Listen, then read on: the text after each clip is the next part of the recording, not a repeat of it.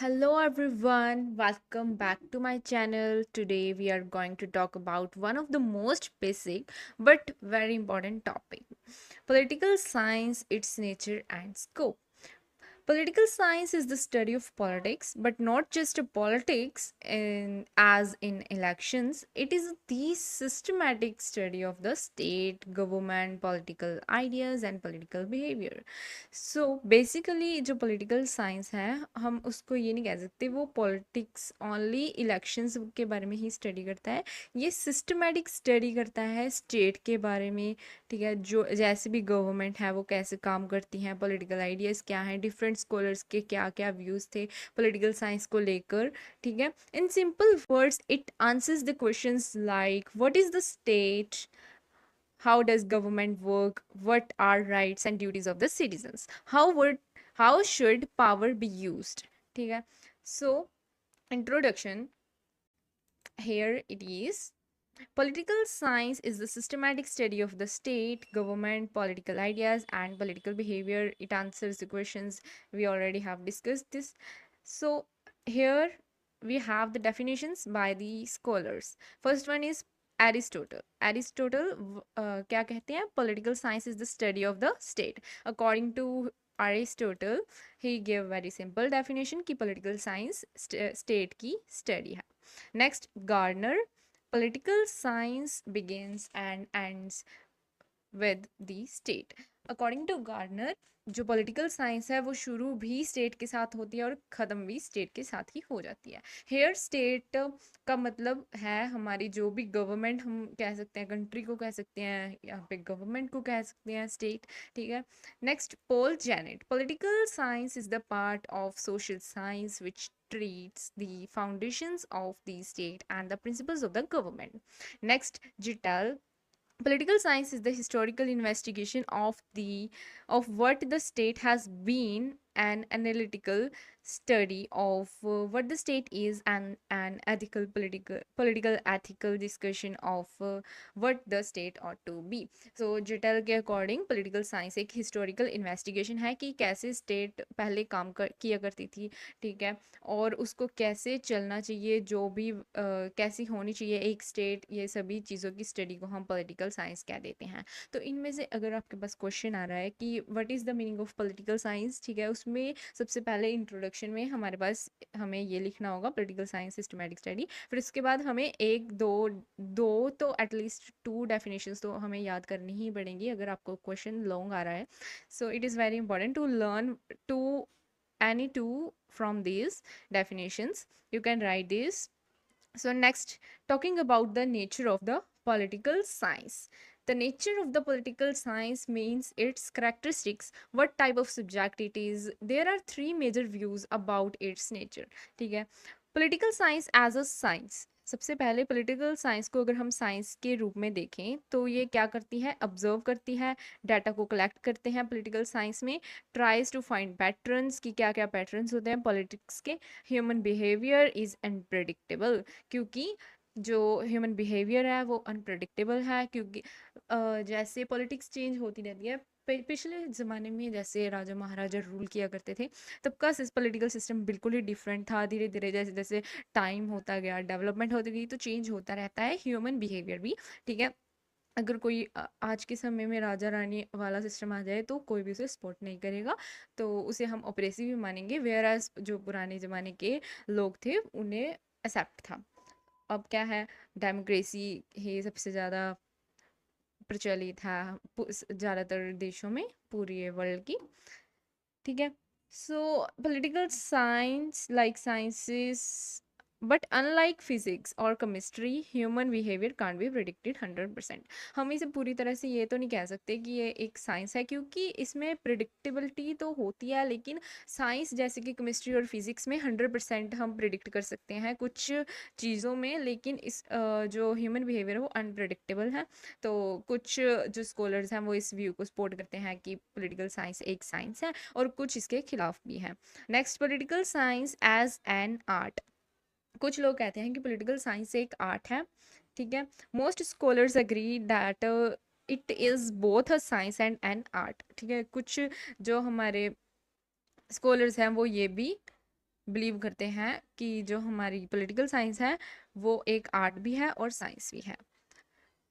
जो लोग कहते हैं कि पॉलिटिकल साइंस एक आर्ट है, उनके अकॉर्डिंगली कि ये डील्स विद डिप्लोमेसी, डिप्लोमेसी को भी एक आर्ट की तरह देखा जाए। डिप्लोमेसी का मतलब बेसिकली यही होता है कि जो भी कह देते हैं, जैसे पुराने ज़माने में राजदूत होते थे, लेकिन अब फॉरेन मिनिस्टर्स वगैरह होते हैं जो डिप्लोमेटिक काम करते हैं दूसरी कंट्रीज़ के साथ, जो भी रिलेशंस वगैरह, उसे हम डिप्लोमेसी कह देते हैं। Next, governance and decision making. ठीक है, इन सभी चीज़ों के कारण पॉलिटिकल साइंस को आर्ट कहा गया है। और साइंस किस वजह से कहा, क्योंकि इसमें ऑब्जर्वेशन होती है, कलेक्ट डाटा का कलेक्शन होता है, पैटर्न्स होते हैं। ठीक है, तो इस वजह से इसको साइंस कहा गया है। मतलब दो अलग अलग व्यूज़ हैं, ये है हमारा साइंस का, ये है हमारा आर्ट का। कि political science as science first point में, एज आर्ट सेकंड पॉइंट में। सो थर्ड पॉइंट में पॉलिटिकल साइंस एज बोथ। ये हमने अभी अभी बात की थी। कुछ जो स्कॉलर्स हैं वो ये मानते हैं कि जो पॉलिटिकल साइंस है वो आर्ट भी है और साइंस भी है। Systematic like science but also requires skill and judgement. अब पॉलिटिकल साइंस सिस्टमैटिक तो है साइंस की तरह, लेकिन इसमें कुछ स्किल एंड जजमेंट की भी ज़रूरत पड़ती है। स्कोप की अगर हम बात करें, the scope means what a political science covers it's subject matter. Scope का बेसिकली मतलब यही होता है कि क्या क्या चीज़ें कवर होती हैं पॉलिटिकल साइंस में, किन किन चीज़ों के साथ ये डील करता है और इसका सब्जेक्ट मैटर क्या है, उसे हम कह देते हैं उसका स्कोप। अगर किसी भी सब्जेक्ट का हमें स्कोप आ जाए तो हमें उसमें यही बताना होता है कि कौन कौन सी चीज़ें उसमें कवर होती हैं। We can understand it under four main heads: political theory, political institution, political dynamics, international relations. सबसे पहले हमारे पास आ गया political theory, study of ideas like liberty, equality, justice and democracy. ठीक है, इसमें पॉलिटिकल थ्योरी में हमारे पास study of ideas like liberty, equality, justice and democracy. Political theory में हमारे पास ये सभी चीज़ें आ जाती हैं, liberty, equality, justice and democracy. अगर हम बात करें हमारे सिलेबस के अकॉर्डिंगली भी, जो हमारी पॉलिटिकल थ्योरी की बुक होती है, अगर पॉलिटिकल थ्योरी सब्जेक्ट को पहले कोई भी सब्जेक्ट है उसमें सबसे पहले उसकी थ्योरी पढ़ाई जाती है, उसमें उस जो सब्जेक्ट के जो भी थ्योरेटिकल पोर्शन होता है वो होता है। ऐसे पॉलिटिकल साइंस में जो पॉलिटिकल थ्योरी होती है उसके अंडर हमारे पास liberty, equality, justice and democracy, ये सारी चीज़ें आ जाती हैं। पॉलिटिकल इंस्टीट्यूशंस में हमारे पास state, constitution, legislature, executive, judiciary, ये सभी चीज़ें आ जाती हैं। एग्जाम्पल इसका, हाउ इंडियन पार्लियामेंट वर्क्स। और पॉलिटिकल थ्योरी की एग्जाम्पल क्या होगी, पॉलिटिकल थ्योरी की theories of Plato, Aristotle, Marx. आपने नाम तो सुना होगा। पॉलिटिकल इंस्टीट्यूशन में वही आ गया हमारे पास, state, constitution, legislature, executive, judiciary कैसे काम करती है, जुडिशरी के बारे में आ जाएगा। कि डिटेल्ड स्टडी आ जाती है इसमें पॉलिटिकल साइंस में पॉलिटिकल इंस्टीट्यूशंस की। स्टेट पे अलग अलग अलग पार्ट आता है, कॉन्स्टिट्यूशन पे अलग, लेजिस्लेचर की अलग स्टडी की जाती है, एग्जीक्यूटिव, जुडिशरी, इन सब की अलग अलग स्टडी की जाती है। सो थर्ड पॉइंट में हमारे पास पॉलिटिकल डायनेमिक्स। पॉलिटिकल डायनेमिक्स में हमारे पास पार्टीज के बारे में आ जाता है, इलेक्शंस के बारे में आ जाता है, पब्लिक ओपिनियन, प्रेशर ग्रुप्स, जो भी चीज़ें हमारी पॉलिटिक्स को इन्फ्लुएंस करती हैं, ठीक है, उन पे कोई भी इफेक्ट डालती हैं, वो सभी चीज़ें हमारी पॉलिटिकल डायनेमिक्स में आ जाता है। ठीक है, example, why people vote for a certain party, ये सभी चीज़ें हमारी पॉलिटिकल डायनेमिक्स में आ जाएगा। इंटरनेशनल रिलेशंस भी एक डिफरेंट चीज़ है। इसमें पॉलिटिकल रिलेशंस में relations between nations, foreign policy, international organisation. Example, study of relations between nations, foreign policy, international organizations like UN, WTO। ये जो भी इंटरनेशनल ऑर्गेनाइजेशंस हैं, आपने नाम तो सुना होगा, वर्ल्ड ट्रेड ऑर्गेनाइजेशन वगैरह, यूनाइटेड नेशंस, ये सभी चीज़ें हमारी आ जाती हैं इंटरनेशनल रिलेशंस में। सो स्कोप ऑफ पॉलिटिकल साइंस में हम काफ़ी चीज़ें इंक्लूड कर सकते हैं। एक फ्लो चार्ट भी बन सकता है at the beginning of your answer writing.